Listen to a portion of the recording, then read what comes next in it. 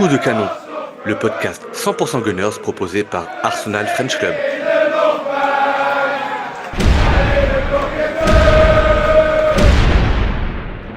Hello Gunners, bienvenue dans Coup de canon, ou peut-être qu'on aurait dû renommer ce podcast Coup de purge, tellement ce match a été d'une médiocrité absolue. Alors, un match en semaine avec une titularisation de Sterling, je n'avais pas d'autre choix que de recevoir le fan club, le président et son vice-président de Sterling. J'ai nommé en président Richard et en vice-président Guillaume. Messieurs, bien le bonsoir. Bonsoir, Salut bonsoir. Raoul, salut Richard et bonjour à toutes et tous. Bon, les gars, ça pue le seum cette soirée quand même. Ah, Bon, compliqué. rencontre de PL, nouveau derby londonien, encore un derby invaincu, mais ça ne veut pas dire vainqueur pour autant. Match en semaine, pourquoi? Parce que Crystal Palace est encore engagé en FA Cup et joue samedi à Aston Villa. Donc du coup, le match a été avancé à mercredi, ce qui nous laissera le temps, presque une semaine, pour nous reposer et pour analyser tout ce qui n'allait pas ce soir, c'est-à-dire à peu près l'ensemble du match. Je le disais, Crystal Palace pardon, joue samedi une demi-finale de Cup. C'est le seul enjeu pour eux encore cette saison. Alors que nous, on joue mardi la demi-finale aller de Ligue des Champions face au PSG à l'Emirates. Pour nous également, c'est tout ce qui nous reste à jouer cette saison. Alors, ça reste quand même une demi-finale de Ligue des Champions, donc le tout, c'est pas péjoratif, mais voilà, le championnat est complètement mort. On le savait déjà. Donc, du coup, c'est deux équipes qui s'opposent, mais qui n'avaient clairement pas la tête à ce match-là. Messieurs, avant de lancer la compo de l'équipe, je ne sais pas qui va être le plus rapide. Pour l'instant, Passion, votre coup de cœur ou votre coup de gueule, messieurs, qui commence? 3, 2, 1, top. Allez, j'y vais. Vas-y, Jonathan. Honneur. Je te laisse Ah, l'honneur. c'est pas Jonathan, c'est Guillaume. Pas de Guillaume, souci. excuse-moi. Ouais, bah, excusez-moi, je suis fatigué, hein. Après des matchs comme ça. C'est Raïm Guillaume. Ou Guillaume Sterling, comme tu veux choisir. Non, le mien est un peu facile. d'Instant Fashion, c'est évidemment le but de Kivior. On lui a suffisamment tiré dessus quand il a fait des erreurs et quand il n'a pas été au niveau et il l'a pas été. euh, Assez régulièrement pour reconnaître qu'il fait encore un gros match et il marque un but où on le voit dire à Haute-Garde de tirer le coup franc où il va se placer et Haute-Garde lui met parfaitement mais il exécute le gardien Anderson et c'est bien joué. Il fait quand même un gros match. Il y a une petite glissade, une petite erreur en fin de match, mais globalement c'était franchement inespéré vu le niveau qu'il affichait avant. Il monte quand même en puissance et non seulement défensivement il est là, mais là il marque en plus. Donc à souligner et peut-être le truc positif à sortir d'un match globalement terne. Eh ben, merci pour ton positivisme, Guillaume.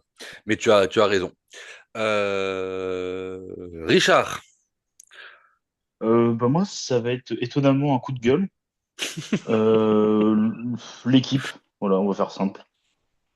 Ouais, match assez compliqué, mais on va y revenir tout de suite. Après, on se le rend compliqué, hein. Oui, bien sûr. Alors, la compo du soir. Un peu de turnover, mais pas trop. Alors, dans les buts, David Raya. De droite à gauche, Timber, Saliba, Kiwior, Lewis Kelly.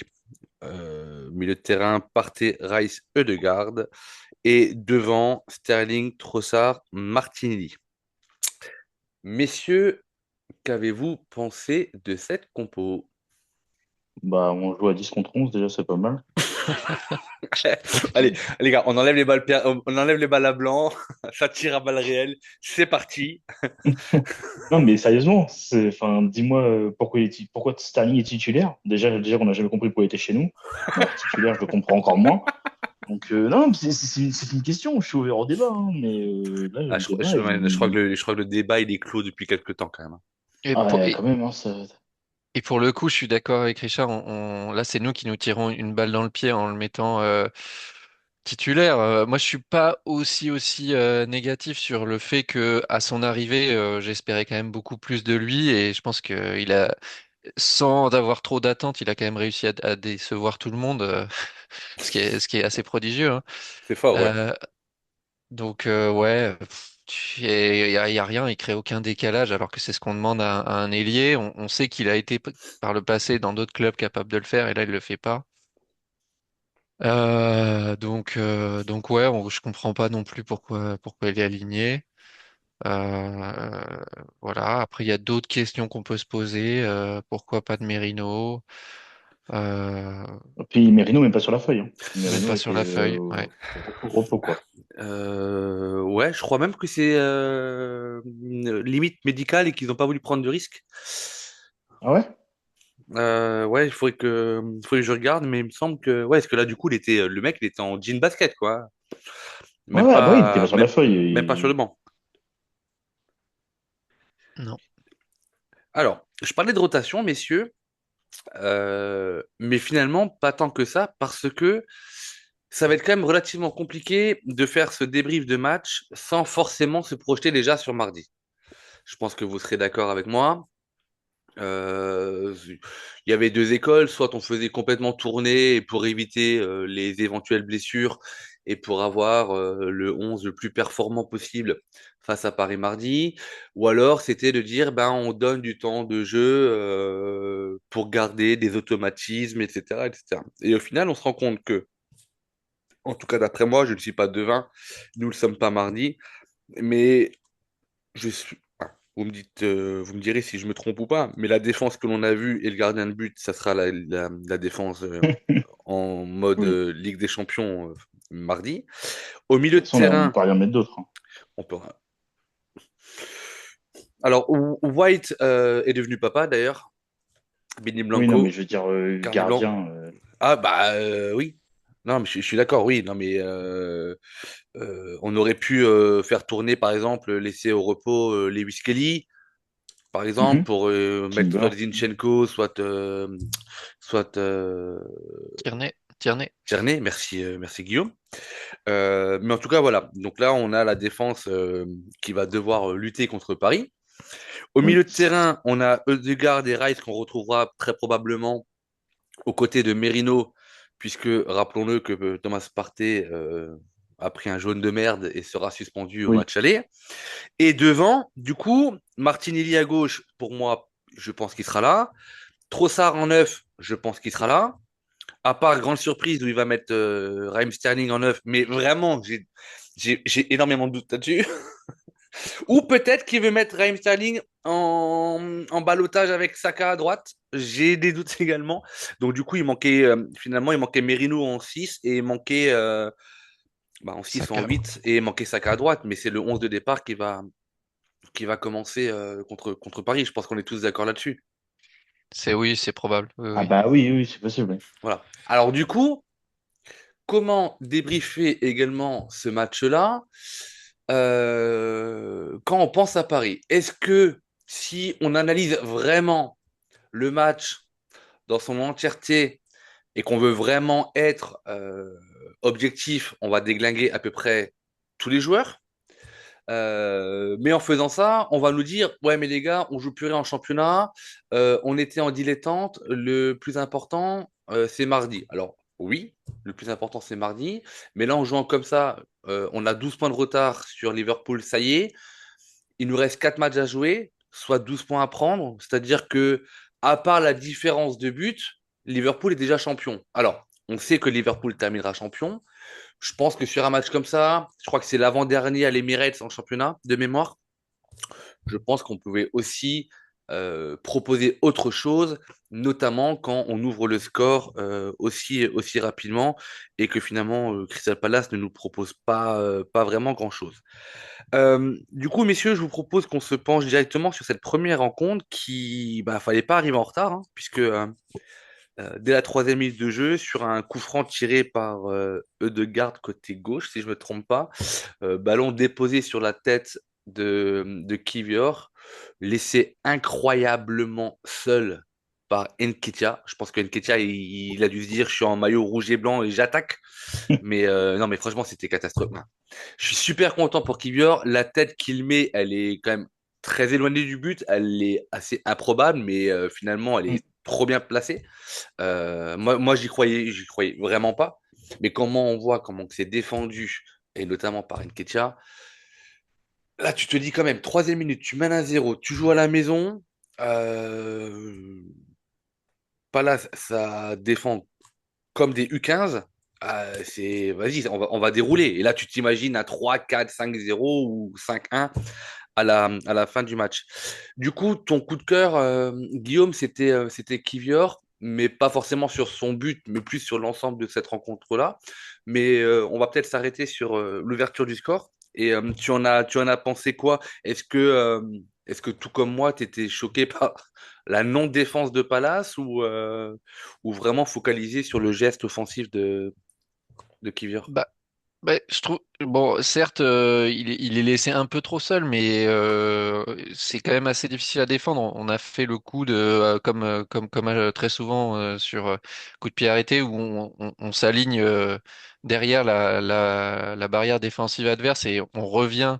Donc c'est pas facile à défendre. Il peut certainement mieux faire Nketiah là-dessus, mais tant mieux pour nous. Après, Kivior contre Nketiah, enfin, en termes de taille, de gabarit. De toute façon, je pense que il le mange quoi qu'il en soit. Et puis je trouve ça quand même. Tu vois, avant le coup franc que Kivior dit à Martin Odegaard, mets-la moi là et il y est parfaitement. Donc franchement, là, c'est vrai que du côté de la défense de Palace, c'est pas magnifique parce qu'il pouvait s'en douter que ça allait venir sur lui. Mais il faut la mettre et il la met quand même de loin. Il l'ajuste parfaitement. Enfin, c'est pas si facile à cette On est distance. d'accord. Il est Et quasiment en 16 mètres hein, quand même, hein. ouais, ouais. Donc non. Enfin, la performance de Kivior dans son ensemble, je trouve, a été à saluer dans ce match. Riri, Bah, moi, je trouve que son but est très beau. Tu vois qu'il se positionne très bien. Il y a aucun problème. Après, Nketiah, on peut lui reprocher sa défense parce que bah, tant mieux pour nous. Mais je trouve que la communication qu'il a, franchement, qu'il a eu avec Odegaard avant la frappe et tout, c'était vraiment très bien. Seul bémol, c'est que le but est trop facile, quoi. On va dire ça comme ça. Pour moi, le but ouais. est trop facile, mais il est autant mérité pour lui parce que je trouve que il nous fait pas mal de bonnes choses depuis quelques temps, enfin, malheureusement grâce à la voiture de Gabriel, mais il reprend son rôle à cœur et c'est quand même assez intéressant pour nous. Il est mérité, ça lui fait un but, je pense que ça lui fait plaisir. Et voilà, après, il y a son match, si on peut parler aussi de son match dans l'ensemble, il a fait quand même, pour moi, il a fait un très bon match. Même s'il y a eu une erreur, c'est pas non plus dramatique. Ah oui, non, il fait un bon match et finalement, sur la ligne de 4 c'est pas lui qu'on va pointer du doigt en fin Non, de rencontre. clairement pas. Euh, je vous propose de basculer directement à la 27e minute de jeu avec l'égalisation de Palace. Et quelle égalisation! Tout est beau, tout est magnifique dans ce but-là. On le rappelle, corner pour Palace, tiré par Wharton. On voit qu'il y a beaucoup de mouvements devant la cage de Raya. Et très bizarrement, Eze est tout seul à l'entrée des 16 mètres.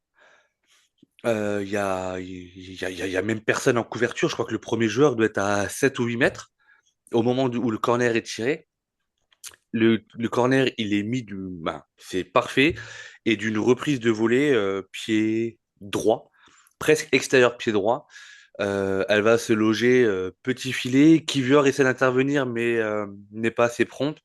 Et la balle, elle est au ras du poteau. Donc, pour le coup, il y a quand même une forêt de jambes et de bras et de têtes devant Raya. Là où elle est Ouais, quand même, placée, je hein. Je pense pense que il peut pas aller la chercher. Euh, difficile à anticiper, hein. Ouais, non, bien sûr, non, non, clairement, oui, oui. Non, mais bah, parce que Raya, on va, à un moment donné, on va en parler aussi hein, de David Mickey Raya, mais un peu plus tard. Et comme ça, je sais que je passe déjà le bonjour à Jean-Michel, que je sais qu'il va commenter avec un grand plaisir ce podcast-là quand on parlera du match de Raya. Mais j'aime les analyses de Jean-Michel, elles sont toujours très. Je sais pas si tu les vois, Richard, souvent sur YouTube. C'est Oui, oui, oui, je un, sais. c'est un vrai défenseur, mais défenseur de Raya, mais en même temps, il essaie d'argumenter, donc c'est plutôt plaisant. Après, on a des fois pas la même vision, lui, nous et Tout le monde. moi, de ce qu'un gardien doit faire à tel et tel moment. Mais je pense qu'à un moment donné, il sera probablement obligé de reconnaître certaines lacunes chez notre portier aujourd'hui et dans l'effectif complet, dans le 11 qui a joué. En tout cas, ça fait un partout. Et en première mi-temps, j'ai pas forcément envie de détailler plus que ça. Euh, Jusqu'au but de Trossard, Mm. le 2-1, 42e minute de jeu. Euh, des gunners pas super, c'est-à-dire efficaces, si, puisque on va mettre le 2-1, mais on n'est pas impressionnant, on n'est pas maître du jeu, en fait, le but que l'on met à la 3e minute, en fait, je crois qu'on pouvait pas avoir pire dans le scénario du match. C'est-à-dire que généralement, quand tu marques tôt, tu te dis que bah, là, on va dérouler. Tu te fais Mais douiller, tu te fais douiller. en fait, je crois qu'on a mis le but, le 1-0, et on est parti en vacances. On a fait les valises et je sais pas. Ça devait être les enfants des joueurs qui jouaient sur le terrain, mais on était trop en dilettante, on était trop facile, trop, je sais pas, d'orgueil, je sais pas comment on peut dire, mais franchement, on n'était pas présent. En tout cas, Timber qui part côté droit, qui sert Trossard dans l'axe, contrôle du Belge, et puis pied gauche, frappe croisée, et puis ça fait but. Gardien, il peut pas grand-chose. Encore un but de Trossard, alors que jusque-là, moi, je l'avais pas vraiment vu. Mais force est de constater que contre des équipes moyennes, Trossard, il s'est encore marqué. Et il nous donne l'avantage au score avant d'aller au vestiaire, pardon. Sur la première mi-temps, de façon globale, à moins que vous souhaitiez revenir sur le but de Trossard, euh, comment on peut analyser cette première période? En tout cas, comment vous avez analysé cette première période, messieurs? Bah effectivement, on les a, on a marqué et peut-être que c'était le mauvais scénario, mais enfin au foot, dans le foot, il faut marquer des buts, donc de toute façon, il fallait en passer par là. Mais on les relance, on les relance. Bon, là, c'est une erreur de marquage sur un corner. Pour revenir sur ta tentative de polémique, Raoul, il y a poteau rentrant. Pour moi, le gardien, il peut rien là-dessus. Raya peut rien. Je le dis qu'il ne peut rien, hein. Il y a pas de la Ouais, polémique, elle ouais. sera pas maintenant, hein. Non, Laisse-moi la j'essaye de, deuxième période, va. j'essaye, Mais je pense j'essaye que de tu seras déclencher, d'accord avec moi. Non, non, non, ouais, moi je suis très calme, hein, tu sais. Et mais non, mais c'est ça qui est énervant, c'est-à-dire on mène et on les laisse, enfin, on les laisse revenir, quoi. On n'installe rien, il n'y a pas de percussion, il n'y a pas de, on crée pas de décalage, on les met pas vraiment dans la difficulté. Alors, on essaye de contrôler, on fait tourner le ballon, on passe d'un côté à l'autre, mais très tranquillement, trop tranquillement pour vraiment faire des différences, alourdir le score et prendre de l'avance au score. Donc, pour moi, ouais, c'est vraiment la faute, une faute collective et j'ai l'impression, on a parlé du 11 de départ, mais j'ai l'impression que tu mets n'importe qui. C'est un problème de mentalité, c'est un problème d'envie, c'est un problème de suffisance peut-être, mais il y a pas de... voilà, on se contente du strict minimum et contre une équipe qui est pas extraordinaire, mais qui en a voulu, bah ça a pas suffi. C'est ce que j'ai trouvé en première mi-temps, et puis en deuxième, c'est à peu près la même chose, hein. Et tu as utilisé un mot que je cherchais avant, la suffisance. C'est euh, la définition de cette première période et probablement de la rencontre en entier. Richard, de ton côté, toi, la première mi-temps? Si tu Bah, devais je l'ai trouvé, la résumer ou peut-être je faire des les ai focus sur trouvés les bien joueurs? sur les 5 premières minutes. Je les ai trouvés bien sur les 5 premières minutes. Voilà. Pour vraiment parler Point. de la mi-temps, de la première mi-temps. Ah non, mais ce soir, ça va y aller, hein. Je suis désolé, mais quand tu vois ce qu'on sait faire contre le Real de Madrid, quand tu vois ce qu'on sait faire en Ligue des Champions, avoir des copies aussi pâles en Première Ligue, moi, ça me saoule. Honnêtement, ça me saoule. De se taper des purges comme ça, des mi-temps aussi dégueulasses, alors qu'on sait faire des très belles mi-temps, on sait faire des très beaux matchs, je comprends pas. Donc, sur la première mi-temps, on a mis un premier but, ensuite on les a laissés jouer. On s'est pris un but parce qu'on les a laissés jouer et ils ont eu le corner. Leur but est magnifique en plus, hein. Je Ouais. pense il sera but du mois à tous les coups. Euh, mais, euh, mais voilà, enfin, en fait, ça revient dans mon coup de gueule que je disais l'équipe parce que en fait, on laisse les autres jouer, on laisse les autres jouer, on laisse les autres jouer, et après on s'étonne de se prendre des buts. Donc Saliba qui vient, à un moment donné, ils peuvent pas non plus faire tout le boulot. Donc je sais pas, j'ai trouvé la première mi-temps, en fait, les 5 premières minutes étaient bonnes. Ensuite, on a eu un gros creux, on a laissé Palace jouer. Palace est revenu au score, et là on s'est remis à jouer un petit peu. Et après on les a relaissés jouer, et en fait ça fait que ça. Au lieu de tuer le match, on l'a déjà dit plusieurs fois cette Mhm. saison, le problème c'est qu'on tue pas le match. T'as un 1-0, tu mets un 2-0, déjà ça les calme, tu vois ce que je veux dire. Donc Ah, mais clairement. c'est compliqué parce que on sait qu'on peut faire mieux, mais on fait rien quoi. Puis franchement, honnêtement, notre attaque, bah alors, comment dire, t'as Trossard qui a fait pas mal de choses en première mi-temps. Je l'ai trouvé très intéressant, moi, sur son rôle de milieu qui redescendait à chaque fois. Je l'ai trouvé très intéressant sur sa première mi-temps, Trossard. Mais le reste, après, en attaque, je ne sais pas trouvé fulgurant, quoi. Donc, on peut pas marquer quand t'es pas fulgurant en attaque. Donc, voilà, je sais pas, une première mi-temps, on va dire en demi-teinte. Une première mi-temps, demi-teinte. Euh, Moi, je vais essayer de me faire l'avocat du diable, mais j'aimerais juste avoir votre avis là-dessus. Euh, Mais Parce que moi, Sterling, il est nul.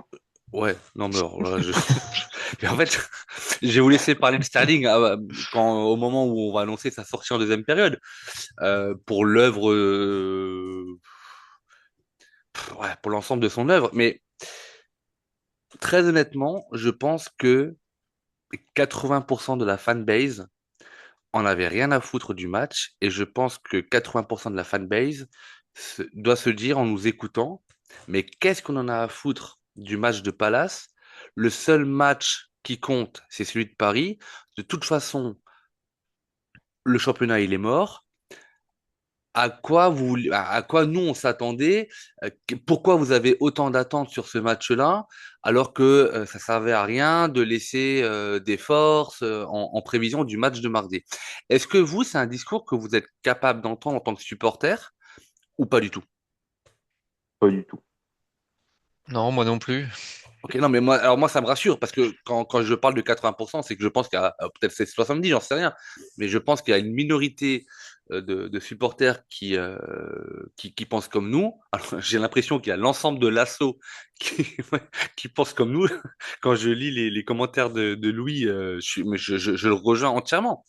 On en a marre de voir des purges en PL cette année. Non, mais Alors, quel meilleur moyen pour préparer une demi-finale de Ligue des Champions que de mettre des buts, que de gagner, que de s'imposer contre une équipe qui est 12e en Première Ligue tu prêches un à convaincu. domicile?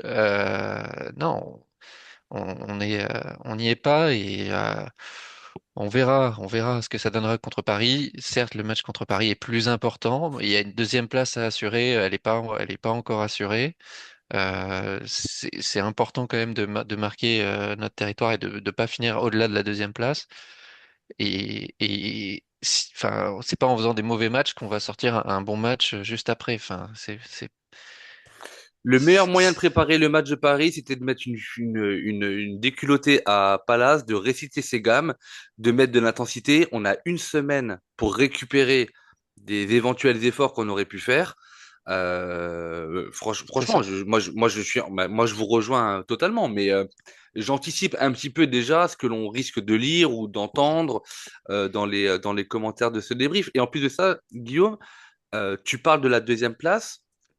Je vous relance également sur le sujet, euh, puisqu'il y avait quand même un sacré désaccord dans le dernier space que l'on a fait, où moi, il y a des supporters qui me disent deuxième ou troisième, en fait, je m'en fous.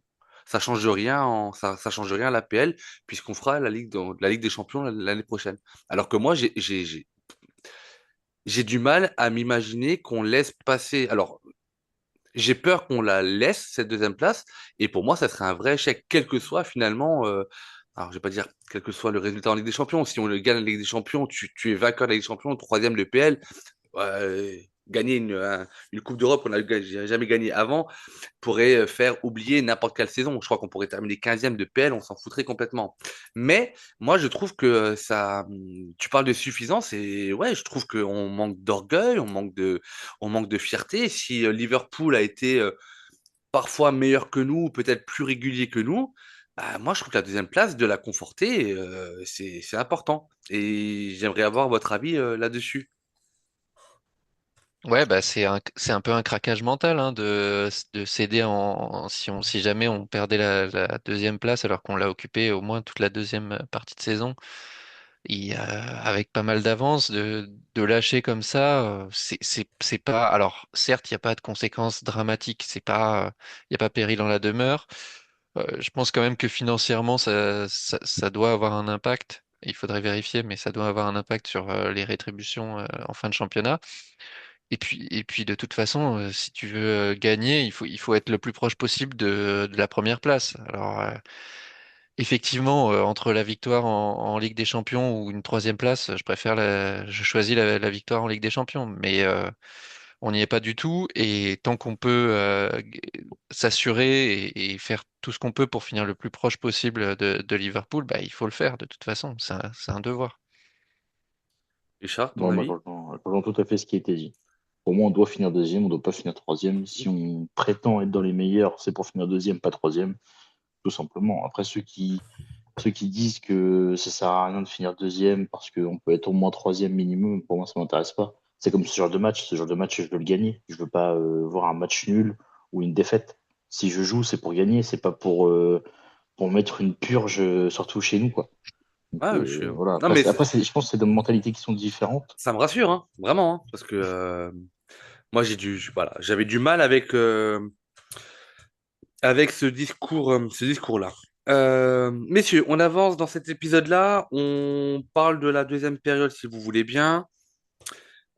Euh, et forcément, premier moment crucial de cette deuxième période et de ce match-là. On passe de 10 à 11, de 10 contre 11 à 11 contre 11 avec la sortie de Raheem Sterling, votre poulain, votre protégé, votre fiston. Hein.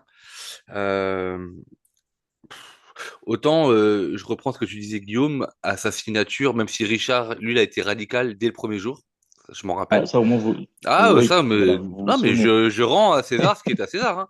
Hein. Moi, j'avais dit que j'étais très étonné, que pour moi, c'était un panic loan, mais que pourquoi pas. Mais quand je vois encore le match qu'il fait aujourd'hui, en fait, il a la charrette, ce gars. Il a même plus la vitesse. Il a pas la technique, il a plus la vitesse. C'était, Il n'y a que la coupe de cheveux. non mais catastrophique. Vraiment match catastrophique de Raheem Sterling. On peut pas dire autre chose. Je veux dire, lui, ses jours sont comptés et je crois que les supporters comptent les jours avec lui, quoi. Parce que Mhm. retourne à Chelsea, démerdez-vous avec votre joueur. Son match référence, c'est contre Bolton, hein, au cas où. Voilà. Moi, Raheem je mets prend le ça dans ta podcast. tronche, allez, bim, une balle dans la Voilà. tête. Guillaume, tu achèves Sterling ou Ouais, bah j'en ai Vas-y, encore. vas-y. Parce Non, que, non, mais attends, j'ai quand même dire aux auditeurs que Richard et moi, on devait faire le podcast à deux et qu'au fur et à mesure du match et de la non-performance de Raheem Sterling, à un moment donné, Guillaume il m'a dit, ouais, je suis quand même chaud. Si ton invite tient toujours, moi, je suis quand même chaud pour participer au podcast. Mais bon, vas-y. Ton ouais, moment est là, ouais. Guillaume. C'est ta tribune. C'est parti. Non, non, bah, non, mais comme depuis le début de la saison, je pense que pour moi, c'est un problème mental, c'est un problème d'implication. Je pense que le mec est en vacances, quoi. Je sais pas, il fait un stage, il fait un Erasmus, mais il est pas là où il doit être. Et en plus, on le sait il a déjà été, bon, pas récemment, mais il a déjà été au niveau.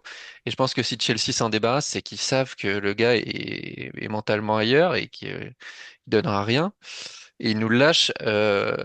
avec tout en prenant en charge 50% de son salaire. Donc ça veut dire que Même eux-mêmes, plus, non? C'est pas plus que c'est 50, 50%? je crois que c'est 50%, mais je crois que je me demande si c'est pas le maximum que tu puisses faire quasiment.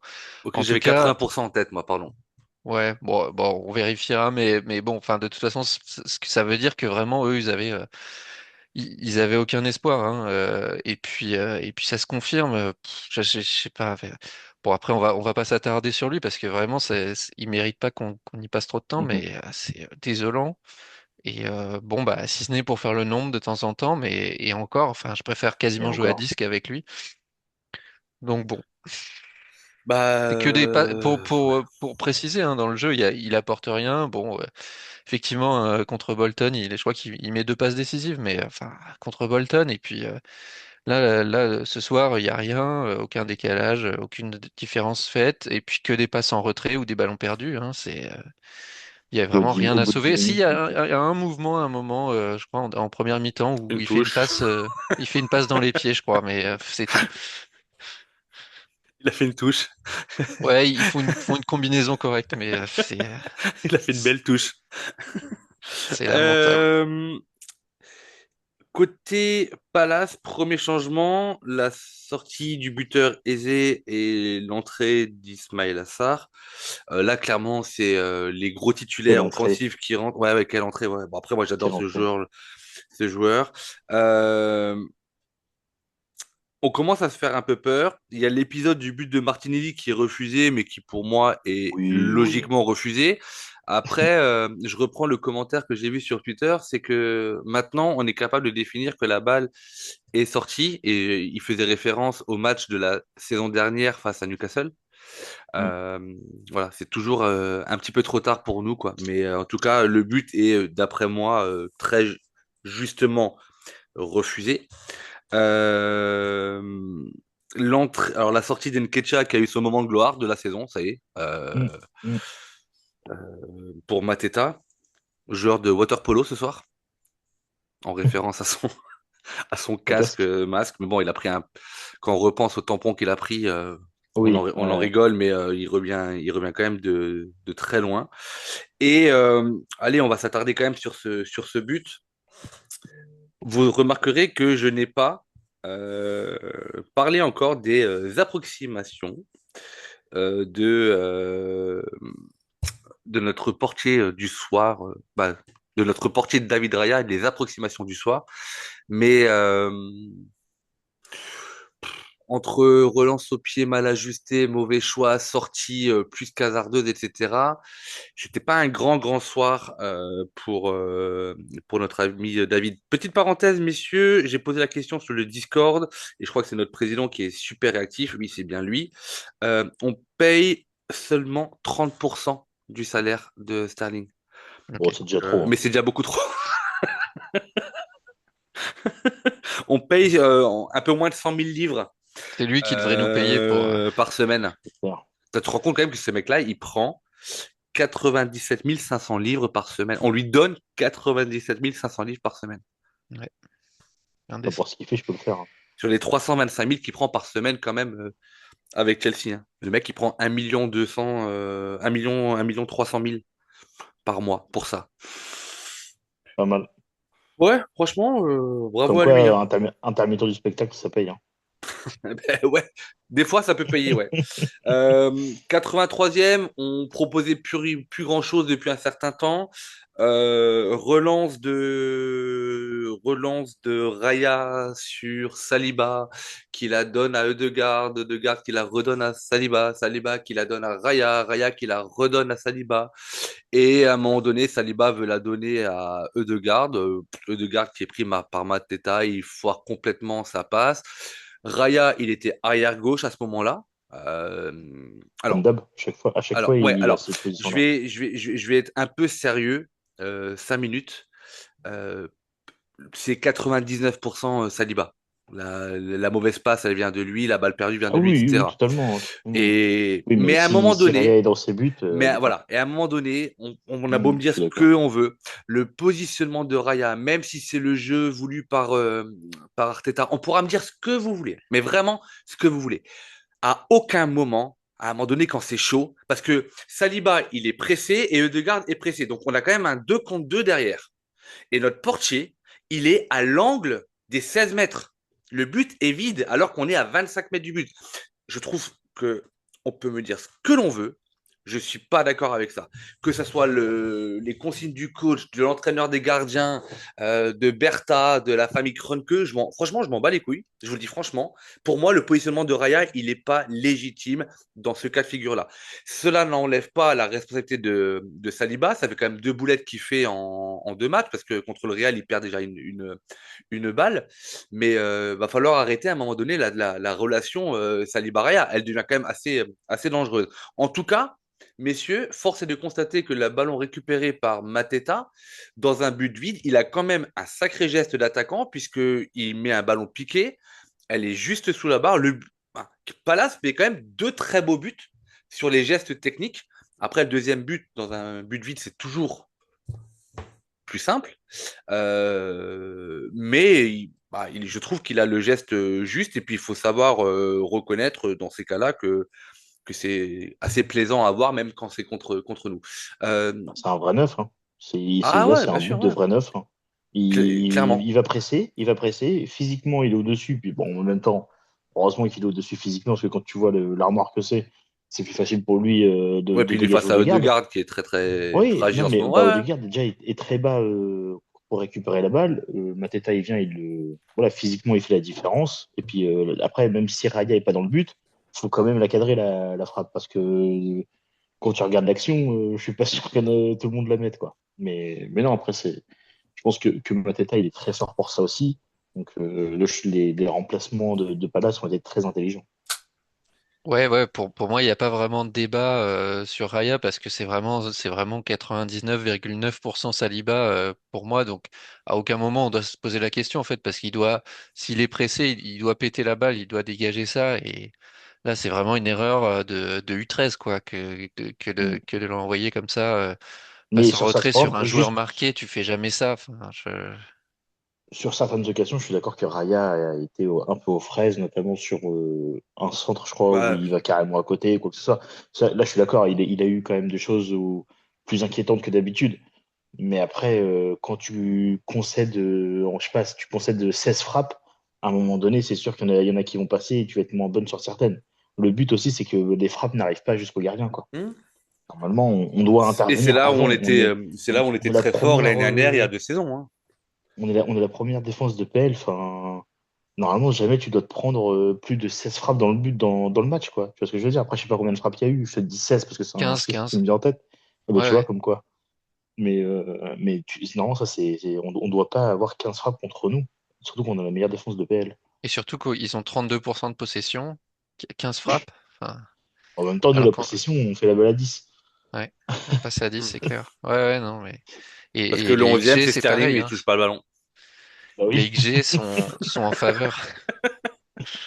Les XG sont en faveur de Crystal Palace, 75 contre un 22. Avec une telle des équipes de possession, je rappelle, 68% pour Arsenal, 32% pour Palace, ça doit pas être possible. Donc, euh, Mm. donc, donc ouais, une erreur individuelle, mais un peu un Collectif, quand désastre même. collectif quand même, ouais. Mm. C'est ça. Alors attention, hein, moi je suis pas du Raya bashing, je suis pas On anti. n'est pas Alors, comme ça, nous. non, on m'a même traité d'anti-espagnol. Euh, Parce que Alors t'aimes que pas t'as passé Merlot. des vacances sur la Costa Brava, n'est-ce pas? alors, même pas. Moi là, je fuis la chaleur. Moi, tu sais, je suis un homme de Non, regarde, l'est. il a pris le doigt de Raya, regarde, tu vois bien. J'ai récupéré un doigt du gant. T'as vu. Pour ceux qui voient pas, il a un bandage au doigt. Pour ceux qui ne voient pas, j'ai un bandage au doigt et pour tout vous dire, je me suis charcuté le doigt avec un cutter ce week-end en bricolant. Voilà, donc j'ai une plaie de plus de 3 cm ouverte et petit passage aux urgences, pardon, lundi de Pâques, c'était assez sympa. Mais voilà, alors là, du coup, j'enlève mon côté sérieux, je m'adresse à Jean-Michel et à ceux qui ont envie de commenter. Bien entendu que l'erreur vient de Saliba. Mais là, je m'adresse vraiment à toi, Jean-Michel. Dis-nous en commentaire si pour toi, au moment de la perte de balle, le positionnement de Raya est logique. Juste ça, c'est euh, un petit truc personnel entre lui et moi, mais je voudrais juste savoir son avis. Voilà. Et de toute façon, tout le monde pourra lire son commentaire sur YouTube, puisque lui commente sur YouTube. Donc voilà, il y a peut-être un vrai débat là-dessus. En tout cas, on les relance complètement. Et là, 2-2, le coach, il se dit, bon, il est peut-être temps de changer quelque chose à la 86e. Ødegaard, qui a été encore une fois, alors, on pourra me dire qu'il est passeur sur le but de Kivior factuellement, oui. Qu'il a trouvé à un moment donné en deuxième période Martinelli en profondeur factuellement, oui. Mais sa prestation d'ensemble reste encore une fois complètement. C'est pas Alors, le Odegaard par lequel on avait l'habitude. pour moi, elle est complètement indigeste. Voilà. Pour notre meneur de jeu, meneur de jeu, pardon, et capitaine, euh, Mais c'est encore une toujours t'es fois. norvégien. Donc, Ah oui, c'est vrai. Ça sera pour quand t'es cet épisode-là. norvégien, c'est comme ça, hein. Non, mais voilà, moi, je sais pas. Parlez-moi du match de Gare si vous en avez envie, mais moi, je trouve que c'est encore une fois nettement insuffisant. Alors, il a beau multiplier les touches de bas, etc., mais aujourd'hui, en termes de création, en termes de décalage, et en termes euh, du côté décisif, on le retrouve plus, quoi. Bah, pour C'est moi, pas le magicien qu'on a connu. C'est pas le magicien qu'on a connu. C'est pas le Odegaard qu'on a connu. On l'a déjà dit, Rodri, depuis sa blessure, il est revenu de sa blessure, mais ça a fait beaucoup de choses en lui. Je pense que ça a cassé quelque chose il y a un d'énorme en lui. super article, je sais pas si vous l'avez lu, il a été partagé dans le Discord, qui Non. explique les conséquences d'une blessure. Tu l'as lu, Guillaume, ou pas? Mm. J'ai vu l'article, j'ai pas lu non, en entier, mais j'ai vu Ouais, tu l'as lu en l'article et diagonale. voilà. Super intéressant. En gros, Richard, c'est les conséquences d'une blessure comme il l'a eu sur Mhm. le retour à la compétition et ce que ça engendre au niveau du corps humain. C'est-à-dire une perte de D'accord. sensibilité, etc. Et franchement, c'est une, c'est un compte qui est assez fiable. C'est Jonathan qui m'en avait parlé de ce compte-là il y a déjà quelques mois. Et il m'avait envoyé le lien juste avant qu'on le mette sur le Discord de l'assaut. Et si j'y pense, je le mettrai en commentaire sur YouTube pour ceux qui voudraient le lire. Ils veulent. Ouais, du coup, Ødegaard sort pour Nwaneri qui reste 5 minutes pour faire la différence. Magnifique. Tierney continue son jubilé et remplace Lewis Kelly. Moi, il va me manquer Tierney, franchement, je vous le dis. Euh, et après, il y a encore quoi? Il y a encore dans les arrêts de jeu, Mateta qui prend le dessus sur Kivior, qui centre, point de pénalty Pas pour Sarr. grand-chose. Déviation déviée in extremis par Saliba qui empêche les Eagles de prendre l'avantage. On n'a pas parlé de la défense de Kivior en première période sur Oui, sur Nketiah. Nketiah. Mm. Nketiah qui a été dégueulasse, mais si en plus de ça il marque, je comprends pas. En tout cas, on a bien fait de le vendre et c'est un petit braquage de banque quand même quand tu vois le montant qu'on a vendu. Et ça fait 2-2 et pour moi, ça y est, Liverpool est officiellement champion. C'est chose faite. On sait pas, on verra ce que les Spurs réservent. Je crois que le SI à Louis, il commence à être un petit peu très très dur à placer. Mais potentiellement, je crois que Liverpool joue quand? Il joue samedi, je crois, non? Dimanche, Il joue contre dimanche? Tottenham, Voilà, bah ouais, ouais. à Liverpool. Eh ben, peut-être que les supporters de Tottenham fêteront encore une défaite de leur équipe et le titre de Liverpool par la même occasion. Mes réponses dimanche, enfin bref, on s'en fout. Ça fait 2-2. C'est le 13e match nul de la saison Ça fait sur beaucoup, hein. 34 matchs. C'est c'est Ouais. abusé. C'est abusé. Et 18 points perdus cette saison dans des rencontres où on menait au score. Ouais. Ah oui, non, c'est C'est rejoint à clairement chaque fois. insuffisant, ouais. Alors, tu prends ces deux stats-là, les 13 matchs nuls, les 18 points perdus. On pourra me parler dans les débriefs, parce qu'on va y venir, sur l'inégalité dans l'arbitrage entre Liverpool et Arsenal, sur les décisions qui ont été à l'encontre des Gunners. Je veux bien. Mais ces deux stats-là, elles y sont quand même beaucoup pour expliquer pourquoi on ne sera pas champion cette année, hein. Ouais, ouais. Et puis Arteta, effectivement, disait, je crois, en conférence de presse d'avant-match, que on avait eu 5 cartons rouges et une quantité de blessés qu'aucune autre équipe n'avait eu et qu'aucune autre équipe deuxième n'avait jamais eu ces stats aussi défavorables. Mais là, c'est pas l'arbitrage, c'est pas les blessures. Là, on peut s'en prendre qu'à nous-mêmes. On les relance, on n'y est pas là, au niveau où on doit être. Parce que sur la Et deuxième. Pardon, vas-y, Guillaume. ouais, non, mais on se fait cette saison. Je me rappelle la saison dernière, c'était incroyable. À chaque fois on menait au score, on était assuré ensuite d'avoir les Ouais, 3 points. Là, cette saison, tu marques un but et tu te chies dessus pendant le reste du match parce que tu sais que à tout moment, ils peuvent revenir, on peut les relancer et on est à l'abri de rien. Donc, franchement, c'est pas agréable à voir, quoi. Et on souffre derrière l'écran à certains moments. Et même quand on mène. ouais, non, moi, je suis entièrement d'accord avec toi, hein. Et la deuxième partie de saison, à ce niveau-là, elle est dégueulasse. Elle est dégueulasse parce qu'en plus de ça, il y a nos mauvais résultats, mais en fait, nos contre-performances, défaites ou matchs nuls, étaient quasiment systématiquement associées à une possibilité, une porte ouverte laissée par Liverpool. C'est-à-dire qu'à chaque fois en deuxième période, en deuxième partie de saison, où on a eu l'occasion de reprendre des points sur Liverpool, au mieux on reprenait un point. Et après, ce qui donne aujourd'hui un écart de 12 points. Mais, mais, quand tu auras le classement, City est revenu à la troisième place. Vous vous rappelez Manchester City, l'équipe complètement éclatée, en crise, qui a eu 7 défaites ou je sais pas combien, ouais, je crois que c'est 9 défaites au total. Ils sont à 6 points d'Arsenal. Ils Mm. sont à 6 points d'Arsenal. Quatrième avec un match en moins, Forest. Donc s'ils gagnent leur match, ils reviennent à 4 points. Newcastle, cinquième. S'ils gagnent leur match, ils reviennent à 5 points.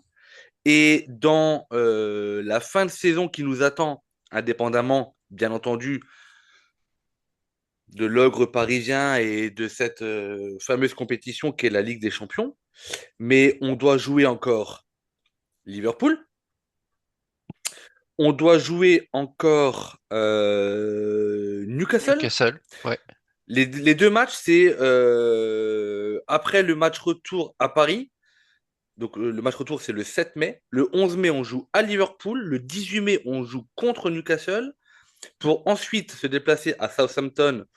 Il n'y a pas trop de risques et la saison sera terminée. Voilà. Et à Bournemouth entre les deux matchs de Ligue des Champions. Donc tu te tapes quand même encore Liverpool et Newcastle. Ouais, mais Et Bournemouth, qui est, Et pas- Bournemouth qui peut être assez chiant, mais on les joue chez et nous, qui est donc pénible. Southampton. Et Southampton aussi, on sait jamais. et si Southampton revenait? Non, c'est pas possible. Ouais. Les tops et les flops, messieurs.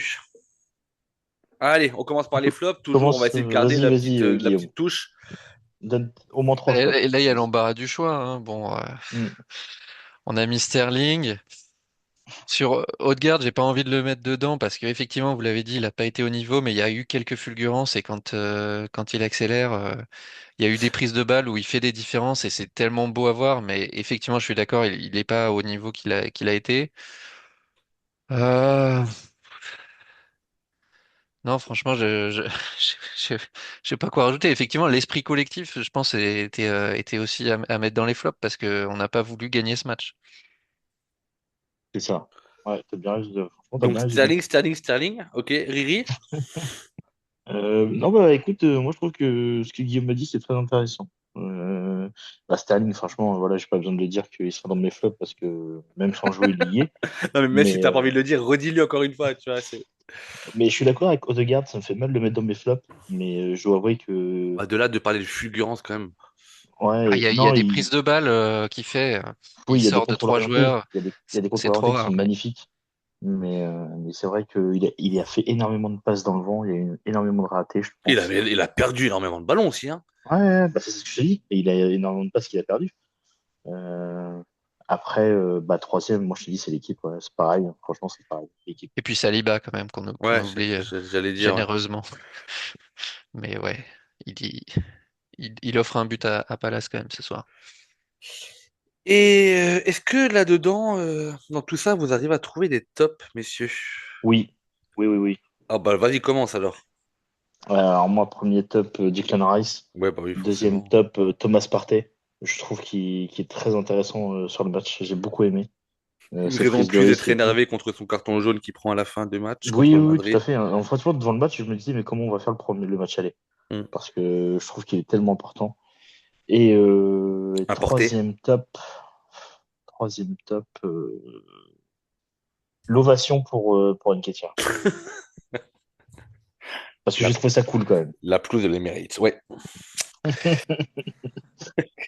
Guillaume. J'ai eu trois tops. Ah, t'as eu- Ouais, j'ai pas grand-chose à rajouter sur le positif parce que c'est déjà beaucoup ce qu'on a fait ressortir auparavant.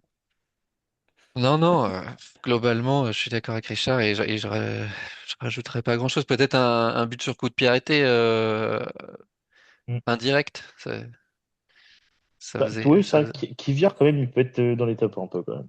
Ah il est bah dans les Où vous. tops pour moi, entre ses sauvetages il a mis et un son but but. et ses sauvetages, ouais, c'est ce que Mais j'allais dire. on l'a souligné Totalement Moi je l'avais d'accord. mis dans mes tops comme une sorte de d'encouragement pour mardi prochain, tu vois. C'est dire Ouais.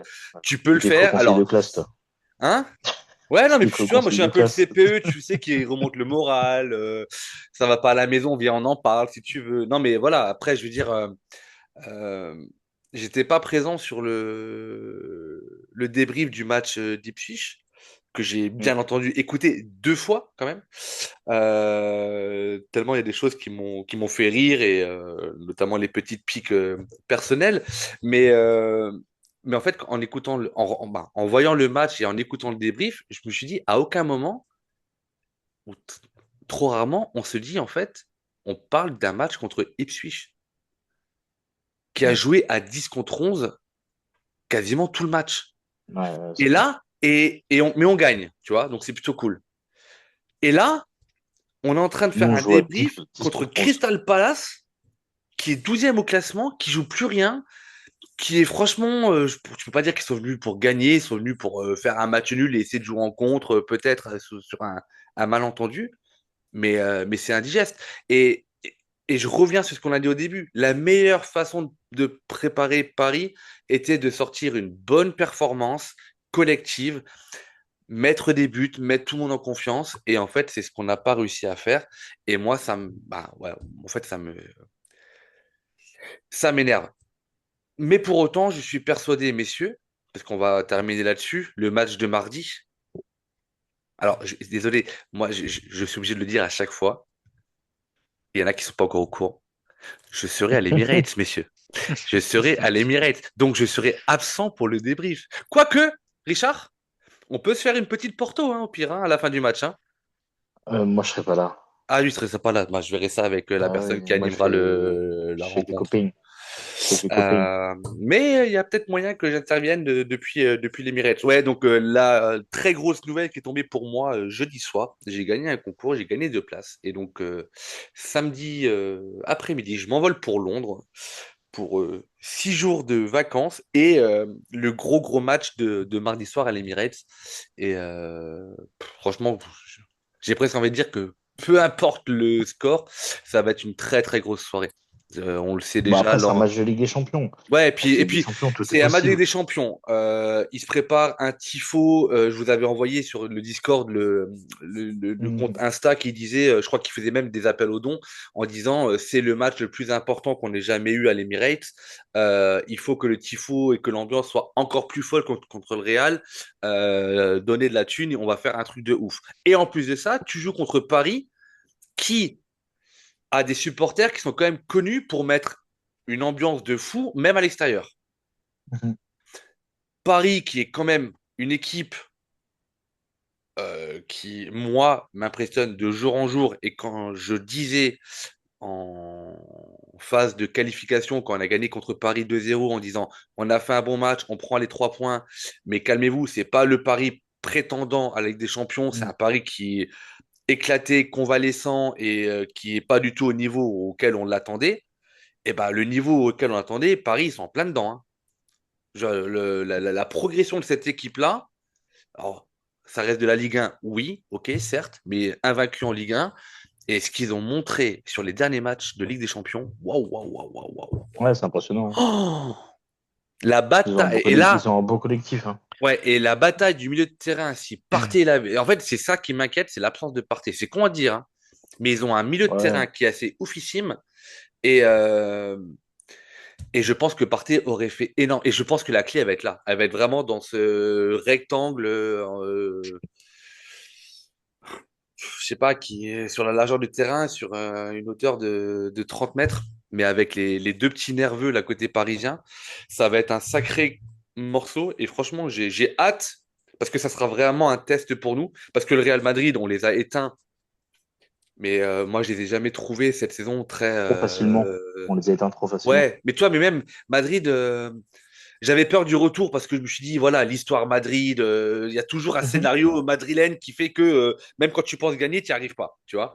Mais je veux dire, dans le jeu, moi, ils m'ont pas impressionné. J'ai pas vu énormément de matchs, mais ils m'ont jamais vraiment impressionné. Autant Paris, je les ai vus contre Liverpool. Le match aller qui perdent à la maison contre Liverpool, ils méritent jamais de perdre et ils délivrent une grosse performance. Le match retour, grosse performance.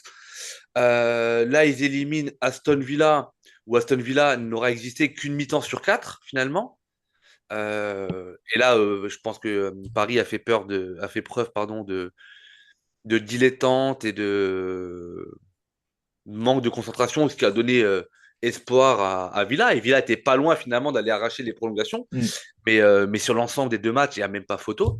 Et là, franchement, ça va être, sur le plan européen, deux des plus belles équipes qu'on aura vues sur les quarts Oui, de c'est finale. clair. Donc C'est j'ai clair. hâte de voir ça. Un petit prono, messieurs, pour la demi, allez, ou c'est trop, c'est trop compliqué? Non, bah après, si on a un chrono, on va dire la victoire d'Arsenal, bien sûr. J'aimerais bien un 2-0, serait pas mal. Toi, tu veux juste éclater tes potes qui viennent voir le match qui sont pro-parisiens. Bah, la dernière fois, en phase de groupe, ils étaient tous avec le maillot de Paris, je suis arrivé avec le maillot d'Arsenal. Je vais refaire la même, mais je vais repartir, comment dire, en terrain conquis, tu vois. Tu vas Je vais repartir repartir sous. vainqueur. Ça, c'est une autre histoire. Guillaume, de ton côté? Mais voilà. Ouais, moi aussi j'avais 2-0 pour Arsenal en tête. Effectivement, je pense que PSG sera à un autre niveau que Real, mais bon, Real, on a vu que ça nous avait pas posé problème. C'est une équipe plus équilibrée, plus collective et moins dans les individualités, donc ce sera certes plus dur, mais j'y crois et je pense que au Et moins à c'est pas un bloc domicile, bas. ça doit passer. T'as dit quoi, Richard? C'est pas un bloc bas, donc déjà, c'est un peu plus intéressant à voir. C'est pas un bloc bas, C'est mais une c'est un équipe qui bloc joue, c'est ouais, une qui équipe qui joue. joue. Qui C'est une joue. équipe qui joue. Enfin, quand tu vois Et ce que là, dit Vitinha au milieu et tout, c'est intéressant. Ouais, mais Hakimi, le match qu'il fait, les derniers matchs qu'il fait avec des champions, le Oui, duel Hakimi et après, Martinelli, ça va être costaud, hein. oui, ce que j'ai dit, là maintenant, là, il y a quelqu'un qui est de son côté qui est un peu plus costaud. Donc, à voir ce que ça va donner. Ouais, en tout cas, personnellement, j'ai hâte d'y être, mais j'ai déjà la boule au ventre. Je vous l'avoue que Puis on aura un bon neuf. on aura trop quart. Non, non, Sterling. Il va mettre un doublé. Et on serait capable, hein, peut-être, hein. Enfin non bref, mais l'avenir nous le dira. Match exceptionnel, on va essayer de vous proposer aussi quelque chose d'un petit peu pas Exceptionnel. hors du ouais, d'exceptionnel. On va essayer de vous faire monter un petit peu la température jusqu'à mardi. Donc restez bien connectés sur les réseaux sociaux pour suivre ça. On annoncera les choses en temps et en heure. Et puis finir par les traditionnels réseaux sociaux. Notre retour sur Facebook, la page qui a été bannie. On a créé une nouvelle page qui s'appelle Gunners French Club.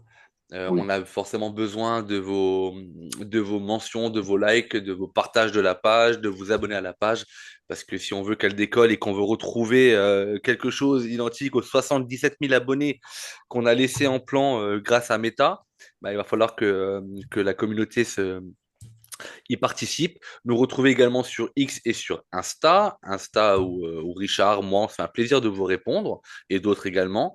Le podcast Coup de canon avec les derniers épisodes. Il y a encore le débrief de Real, il y a le débrief d'Ipswich. Il y aura le débrief de ce soir et puis les émissions à venir.